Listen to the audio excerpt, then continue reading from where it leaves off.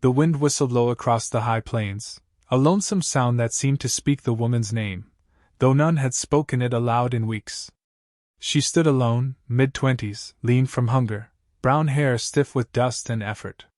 Her hands, wrapped in cloth and calloused hard, lifted one end of a rough-hewn log, dragged it across the frost-bitten ground, and hoisted it onto the rising skeleton of what would someday be her cabin. There was no ceremony to it. No crowd to witness her work. Just the morning sun casting long shadows, and the vast emptiness of Wyoming territory stretching around her like an untouched canvas. The forest behind her gave little willingly. The land out front waited to test her. Her name had once been spoken sweetly, years ago in a parlor too fine for how he treated her later. The man who once wore a preacher's smile had promised a farm, a family, and hands that would never harm. But his hands had spoken a different truth. When her bruises grew darker than the sky and her belly stopped stirring with the baby she'd barely begun to feel, she fled with nothing but a cracked mirror, a tin cup, and her dead child's name folded in a shirt pocket. The cabin was not just shelter. It was redemption. With each log lifted, she told the world, and herself, that she still mattered. That she would not be defined by who had hurt her, but by what she could build with no one's help. A trail wound not far from her claim. Few passed through. Those who did kept their distance. But one man, who rode a bay mare with a limp in its hind leg, had passed more than once. Always slow. Always quiet. She'd caught him watching from the tree line, never closer than a respectful distance, never long enough to frighten. Just watching.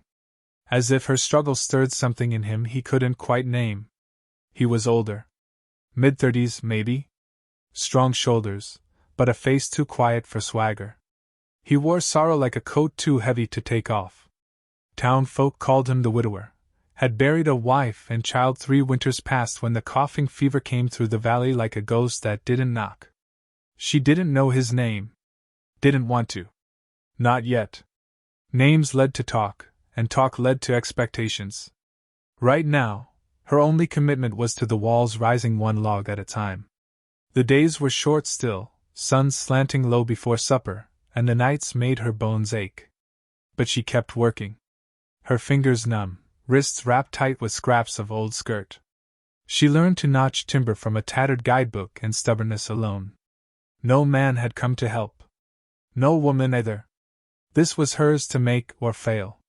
One morning she awoke to find her water barrel tipped and cracked. Wolves, maybe? Or wind.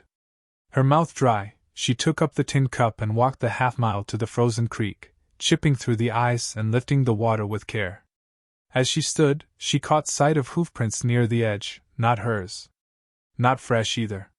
Perhaps his. She did not smile at the thought, but neither did she frown. He'd never spoken, and that earned her respect. A man who could observe without claiming, who could see without intruding, that was rare.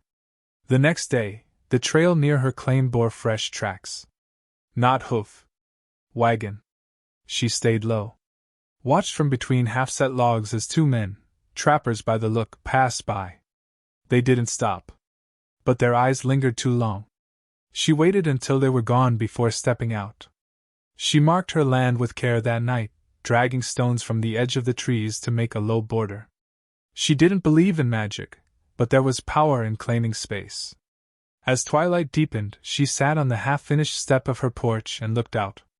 The plain shimmered gold, then blue, then indigo. And far in the distance, barely visible, the widower sat his horse atop the ridge. He did not wave. She did not rise. But they saw each other, quiet as stars beginning to bloom. He turned and rode on. That night she dreamed of fire. Not the kind that destroys, but the kind that warms. The next morning, her hammer broke. Snapped clean at the handle just as she drove a nail through the northern frame. She stared at it in her hand, then at the unfinished wall, then at the long path to town. She wrapped the broken tool in cloth, tied on her shawl, and walked.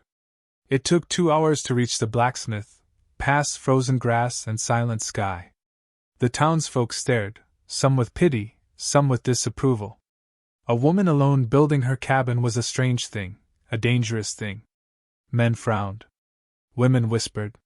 She paid with coins wrapped in oilskin. Her last ones. The blacksmith said nothing when he handed her the new hammer. He just gave a nod. She returned the same. The walk back was harder. Wind in her face, snow beginning to fall like ashes. By the time she reached her land, her feet were numb.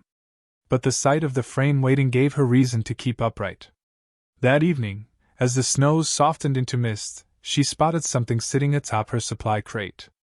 A cloth-wrapped bundle. Square nails, fresh, unused, valuable. No note. No tracks.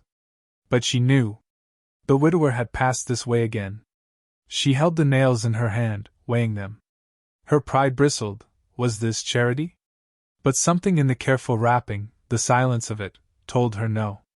This was not pity. This was respect. A gesture offered with no expectation. She placed them on the shelf beside her tools. The wind howled louder that night. Her roof leaked. She lay curled in her bedroll, eyes on the stars through the gaps in the beams. But in her chest, something new had begun to stir. He'd seen her, not as a woman needing rescue, not as a widow's echo, but as a builder, a maker. And perhaps that was enough for now. Outside, the snow deepened. Inside, her resolve hardened. She would finish the cabin. And she would not be alone in the world. Not if respect could build a bridge where words had yet to walk. The sun rose soft that morning, pale as worn linen, casting long amber lines across the timber bones of the half-built cabin. She sat beside her work, hands motionless, the broken handle of her new hammer split beside her like a snapped branch. There was a kind of stillness in her that wasn't quite defeat, but something more dangerous, fatigue with no promise of rest. She had gambled everything on this land, on her body's stubbornness, on her silence. And now, with a fractured tool and no coin left to spare, the gamble felt heavy. But there was no time to sulk. No one to notice if she did. She rose, brushed sawdust from her dress, and tucked the broken hammer into her satchel. The walk to town would take nearly half the day, her gait slower now, the soles of her boots worn to softness. The wind swept over the prairie with a steady whisper, like the land itself was humming a lullaby only the lonely could hear. When she reached town, the same stares greeted her. The women averted their eyes. The men held their glances just a second too long. The blacksmith, a gruff man with arms like hanging slabs of beef, watched her approach without expression. She offered the broken handle, and in return, he offered a shrug, then handed her a second-hand hammer, worn but sturdy. She nodded once. No thanks. No words. Coin passed between their hands like a secret. That was the last of it. She turned back down the trail before midday, wind stronger now. The hammer was heavy in her pack, not in weight but in cost. It was her supper, her winter coat, and maybe her dignity, all forged into one stubborn piece of steel. When she reached her land, the shadows had begun to stretch long across the grass. Her legs ached, her shoulders tighter than leather stretched too thin. But something stopped her before she could set foot inside the frame of her home. Sitting on the crate where she stored her supplies, half covered by a folded cloth, was a bundle. She blinked once. Looked again. Square nails. Dozens of them. New. Still slick with a sheen of oil to keep the rust at bay. Wrapped in burlap like a gift, but not a romantic one, practical, quiet. A gesture from someone who knew how much a single nail could mean when a home depended on it. She looked around instinctively, scanning the tree-line, the path, the horizon. No one. But in the faintest distance, she caught a shape just retreating over the ridge, horse and rider, moving slow. The same man. The widower. She stood for a moment with the bundle in her hands, unmoving. Her pride rose first, sharp and bitter. She didn't need his help. She hadn't asked? But beneath that came something gentler, quieter. Not pity, no, that would have looked different. This was a message made from metal and patience. He'd seen her. That was all. She placed the nails on her workbench with the care one might reserve for dried flowers pressed between pages. Then she picked up the hammer. There was work to do. That night she lit her small fire early and ate nothing, but her hands moved with renewed purpose, setting joists, measuring gaps, imagining walls strong enough to hold not just a roof but a life. Far away, the cowboy sat by a fire of his own, beside a creek that knew his name. He was not a man who intruded. He had learned, through loss, through the long silence of grief, that some things cannot be rushed. Some people, like wild horses or wounded wolves, had to come close on their own terms. His wife had died coughing in the night, his baby gone within the same week. For a long time afterward, he'd spoken to no one but the wind and the ghosts. The ranch had fallen quiet. The barn half collapsed. But lately, he'd started fixing things again. Mending. Like something inside him was stirring after too long buried in snow. He had seen her building alone, and it made something shift in him, not pity, not desire, just a raw kind of admiration. He hadn't meant to stop the first time he saw her. But he had. And then again. And then again. He had left the nails because it seemed like the only thing he could offer without taking anything in return. In the weeks that followed, he rode by now and then. Sometimes he saw her, up on a ladder with her hair falling loose, jaws set with focus. Sometimes he didn't. But he always looked. And she, for her part, never acknowledged the gift. But she used every last nail. And one morning, she left something wrapped in wax paper near the trail where he sometimes passed. A small jar of wild honey, golden as morning, sealed tight with a bit of string. It was not thanks. It was an equal gesture. He found it, smiled once, barely, and kept writing. Her house rose slowly, like a song unfolding note by note. Days were still hard, her muscles sore, her hands raw, but something had changed in the air between them. It wasn't spoken. It didn't need to be. It was the kind of recognition that passed without eye contact, the nod two weary souls give each other in passing. The town kept talking.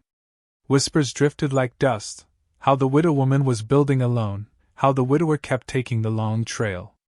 Someone at the mercantile muttered asterisk. Maybe he's sweet on her. Asterisk, the reply came sharp, asterisk. He lost his whole family. Some ghosts don't leave. Asterisk. But the woman didn't care. She stopped listening to gossip the day she left everything behind. What mattered now was what she could build. And someone had seen her, really seen her, and asked for nothing in return. That mattered more than polite words or borrowed warmth. One dusk, as she finished setting the last beam across the front gable, she looked out across the field again. The wind had dropped. The grass shimmered gold. There was no horse on the ridge this time. No figure watching. But in her chest, she felt it, that quiet tether between two people not yet close, but no longer strangers. She stood there a long moment, hands resting on the smooth timber, hair drifting in the soft evening breeze. She didn't know if he would come again. She didn't know if she wanted him to. But she knew, with certainty, that he had given her something precious, the chance to be seen without being claimed. And she would not forget that. Not now. Not ever. The wind changed on a Tuesday, subtle at first, but by dusk, it carried the scent of distant lightning and the kind of silence that made animals still. She woke that morning with a strange tightness in her chest, not fear, not grief, but an old instinct whispering something was near. The sky, though clear, felt close, like a glass dome stretched too tight. Her breath steamed as she climbed the ladder and knelt on the roof frame, hands working quickly to secure the last stretch of canvas meant to keep the spring rains out. She'd nearly finished it. Weeks of silent labor, of bruised fingers and sunburnt neck, and now the shape of a home stood tall against the prairie wind. The rafters had held through snow, through wind, through doubt. All that remained was to cover them, shield the inside from the sky's mood. Her new canvas tarp, bought with traded labor and quiet desperation, billowed in the breeze as she tied it down, a corner whipping like a flag. The storm didn't announce itself with thunder. It came with heat, sudden, heavy, unnerving. The air thickened, the sky darkened in patches. And by the time she climbed down and felt the first splat of rain against her face, she knew she wouldn't win this one. Not tonight. She scrambled inside the frame, dragging her stove and bedding into the corner furthest from the leaking seams. A gust of wind tore through, pulling the canvas loose from its moorings. She grabbed for it instinctively and slipped, her boots skidding across the wet floorboard. Her ankle bent hard beneath her weight. Pain shot through her leg like fire. She let out a sound, half growl, half whimper, and lay there, blinking up at the skeletal ceiling, the rain starting to pour through in thick sheets. For a moment, she thought of letting it all collapse. Just lying there and letting the storm take back what it wanted. But something deeper, something older than despair stirred in her, some thread of survival that refused to snap. She tried to sit, but her legs screamed. She dragged herself to the wall, pressing her back against the unfinished timber, arms wrapped around herself. Cold. Wet. Hurt. Alone. The wind howled louder, slamming the canvas like a drum. And then, above the storm, hooves. She looked up.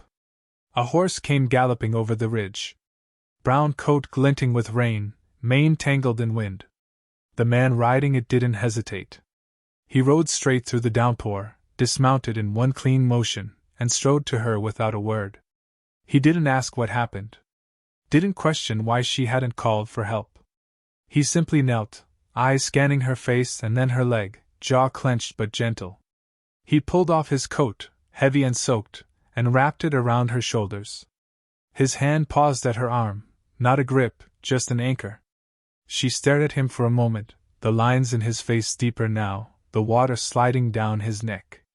He looked like a man who had once walked into a fire and never found the way back out. He asked softly if it was broken. She shook her head. Sprained, maybe? He nodded once. Lifted her like a whisper. Carried her to the drier corner. Set her down slow. Then he turned and began working. She watched in silence as he moved up the ladder and began refastening the canvas with rope from his saddlebag. The rain beat down harder, but he didn't flinch. The tarp whipped once, tore slightly, but he adjusted. His movements were practiced, efficient, not rushed but purposeful, like a man used to mending things others had abandoned. She wanted to ask why he was there. How he knew. But the words felt too sharp in her throat. Instead, she closed her eyes and let the sound of his footsteps on the roof lull her into a half-sleep. When she woke, the storm had quieted. The roof was patched. A fire glowed low in the small stove. He sat beside it, coat steaming, staring at the flame with the stillness of someone lost in memory. She shifted, groaned. He turned to her, eyes soft but unreadable. Said only one thing, that storms come fast out here. That you don't always get time to prepare. Then he told her about his wife. How she died in the night, fever taking her so quick he never had a chance to say goodbye. How the child followed, quieter, smaller, slipping away before he'd even learned to hold her right. She listened, unmoving. Not because she didn't care, but because silence sometimes speaks louder than sorrow. He said he buried them beneath the willow by the stream. That he visits every week. But the house, his house, had stayed dark ever since. Until he saw her. Building. Alone. And something stirred. Not hope. Not exactly. But the memory of what it felt like to hold a hammer and dream. She looked at him then, not with pity, but understanding. She told him, in a voice rough from cold and long quiet, that she too had buried someone.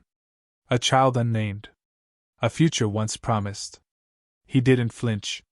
They sat like that, two ghosts wrapped in firelight, names not exchanged, stories offered not for fixing but for recognition. She fell asleep to the soft sound of his breathing and the occasional hiss of rain on coals. In the morning, he was gone. But the tarp was secured. Her bedding dry. And beside the door, wrapped in his now dry coat, was a bundle of kindling, a wrapped loaf of bread, and a small pouch of coffee. No note. No sign of return. She sat on the edge of the doorway, leg bandaged with clean cloth, his cloth, and stared out at the hills. The land was washed clean, the sky clear. Her cabin stood, bent but unbroken. She didn't smile. Not quite. But she exhaled slow, like a burden had shifted off her shoulders and into the earth itself. He hadn't saved her. That wasn't what this was. But he'd helped. And that mattered. For the first time, she let herself imagine what it might be like to build not just with her own hands, but beside someone whose silences spoke the same language as hers. She looked toward the ridge, where the trees gathered like old men watching. Nothing moved. But in her chest something had. And though she didn't know when, or if, he'd return, she found herself waiting. Not in hope, but in readiness. Spring arrived quiet and steady, like a guest who didn't want to be noticed. The snow melted from the cabin's eaves in slow drips, soaking the earth, feeding the wild crocus and sage. Her leg had healed, though it ached when the wind shifted. Still, she moved with purpose now, carrying logs, patching leaks, planting potatoes in the shallow furrows she carved with a borrowed spade. The land was no longer just a test. It was beginning to feel like something else. Something nearly tender. The widower hadn't returned since the night he braved the storm. But the memory of his presence remained like a warm ember buried deep under ash. She hadn't spoken his name. Didn't know it. But she found herself watching the ridge more often, scanning the path that cut through the tall grass, waiting, not with desperation, but with a strange, measured curiosity. Then, one dusk, as the sun folded gold into the hills, she spotted a figure riding slow along the edge of her land. He didn't approach. Just lifted a hand in a quiet, brief gesture. She nodded once, then went back to hammering the last plank across her front step. But when she looked up again, he was gone. The next evening, he came again. This time, she was splitting kindling.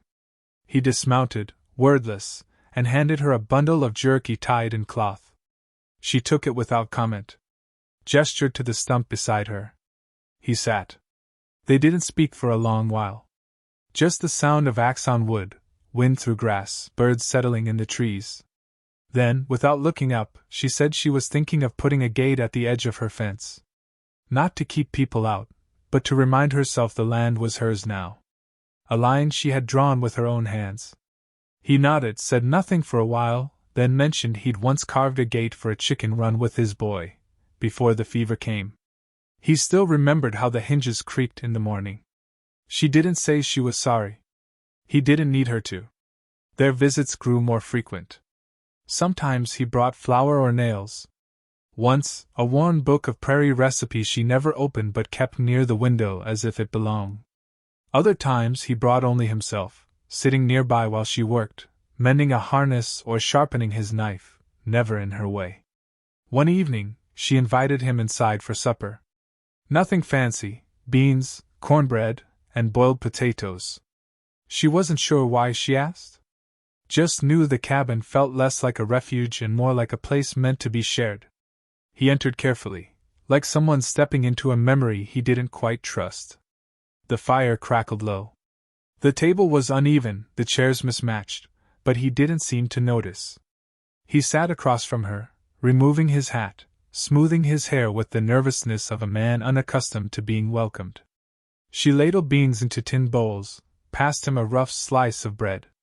They ate in companionable silence. Afterward, she poured them both tea, too bitter, too strong, and stared into the steam. She told him about the man she once married. How he drank too much and spoke with his fists. How she'd lost her child in the middle of a February night, no one around but the coyotes. How she ran, not from weakness, but because something inside her refused to let her die in someone else's story. He didn't flinch. Didn't apologize. Just listened. His eyes steady, the kind of quiet that didn't judge or pity. When she was finished, he told her he wasn't sure he knew how to speak to people anymore. That his grief had made him wooden inside, stiff and hollow. But something about her steadiness loosened the knots in his chest. Made the world feel less sharp. They didn't touch. Didn't move closer. But something shifted between them, a door unlocked, though either reached for the handle. Later he rose to go. She followed him to the threshold. The moon was rising over the hills, and his horse waited patiently, reins tied to the post. He paused before stepping outside. Said he'd be back in a day or two, if she didn't mind. She said she didn't? And then he was gone again, swallowed by the dusk. The next morning, smoke curled above the trees beyond her land. A thin line, dark against the pale sky. She knew those woods, where the old trapper had his cabin, tucked in a thicket just beyond the creek. She grabbed her coat, hobbled out on her still sore ankle, and stared hard. Fire. Not wild yet, but hungry. She didn't have a horse? Couldn't run. But the widower returned before she could decide what to do, riding hard, face dark with ash. He said the trapper's hut had gone up in minutes. Lightning strike. He'd helped drag out supplies, saved a few goats. But the man's home was gone. She asked if the trapper was safe. He nodded, eyes drawn. Then he sat down on her porch without asking, shoulders slumping. She handed him water, a cloth. He wiped the soot from his brow. Said softly, "It happened so fast. One spark. That's all it takes. She looked at him for a long time. Then said, "The trick isn't stopping the fire. It's knowing how to rebuild." That night they didn't part. He slept near the stove, coat as his pillow, boots neatly arranged. She didn't offer the bed. He didn't ask. But she found herself listening to his breathing, steady and real, and for the first time in years, the dark felt less like a threat and more like a blanket. In the morning, he rose early, stacked firewood, fed the chicken she'd bartered for last week. Before he left, he placed something on her table, a carved wooden latch, shaped smooth, with small, careful details burned along the edge. She turned it over in her hands after he rode out. The grain still held the warmth of his work. Later that afternoon, she stood at the edge of her fence, measuring where the gate would go. The sun fell soft on her shoulders, and the wind smelled like clover. She pictured the latch in her hand. Pictured the gate. Pictured, for the first time, a future that had more than just survival in it. She looked down the path. He wasn't coming yet. But she didn't feel the weight of waiting anymore. She felt the anticipation of something beginning. Not a rescue. Not a romance born of need. But something slower. Stronger. Two people, no longer ghosts, building something neither had dared imagine, a place where both could be exactly as they were. And perhaps, in time, more. The summer crept in slow, softening the hills with green and painting the skies in long amber streaks at dusk. Her garden had begun to rise, tender stalks of beans and rows of squat potatoes, the kind that promised something warm come autumn. The cabin, now fully built, stood solid and square against the horizon. Smoke curled from its chimney most mornings, and a rough-hewn gate, latched with the piece he'd carved by hand, hung proudly at the edge of the fence. She opened it every morning like a ritual, and left it open when the sky was clear, as if inviting the world to bring whatever it must. He came often now, never announced, never expected. Sometimes he brought supplies, sometimes a carved spoon or a bag of coffee, sometimes just himself. He never stayed the night again, but his hours on her land lengthened, as though each sunset made it harder for him to leave. She had grown used to the sound of his boots on her porch, the scrape of his chair across the cabin floor, the easy silence between them as they worked side by side. They talked more now. About everything and nothing. He told her about the years before the fever took his family, the way his son used to follow him around the pasture, how his wife sang while kneading bread. She told him about the farm she was raised on, about how her mother taught her to mend seams and keep bees. The past didn't sit between them like a shadow anymore. It softened, turned into shared understanding, into something that warmed rather than weighed. One afternoon, thunder rolled low across the plains. Not the sharp, violent kind. This was deep thunder, the kind that rumbled like a drum in the earth's chest. She looked up from her digging, hand shielding her eyes, and saw clouds stacked on the edge of the world. Dark. Slow-moving. She wiped her brow and stood. He was already at her gate. The air had grown thick and sweet, and birds scattered in clusters from the trees. He tied his horse, walked up without speaking. She nodded toward the clouds. "You think it'll hit?" He looked, then said, "Not yet. But it's coming." She opened the door and stepped inside, holding it open. He followed. The cabin was warm, the table set with what little she had, bread, some early greens, a pot of beans cooling on the stove. He set his hat on the hook she'd made for him, one of two by the door. The second had hung empty for weeks before she invited him to use it. They sat, ate in silence. Rain began to tap at the window, gentle at first, then steadier. She poured tea and sat back, watching the flame dance in the stove. He looked at her for a long moment. Not the way men had looked at her in the past, not with hunger or possession. Just with presence, like he was memorizing a moment he didn't want to forget. He reached into his coat, pulled something out wrapped in a cloth. Set it on the table between them. She didn't touch it. He said softly, "It's a ring. Was my mother's. I didn't bring it to ask anything right away. Just to offer it. So you'd know I'm serious." She stared at it. Then at him. He continued, voice low and even, "I don't need you to say yes now. I just wanted you to know I've been thinking. About this life. About you. About what it might mean if two people who've both buried the worst days of their lives could build something quiet and good together. Nothing fancy. Nothing fast.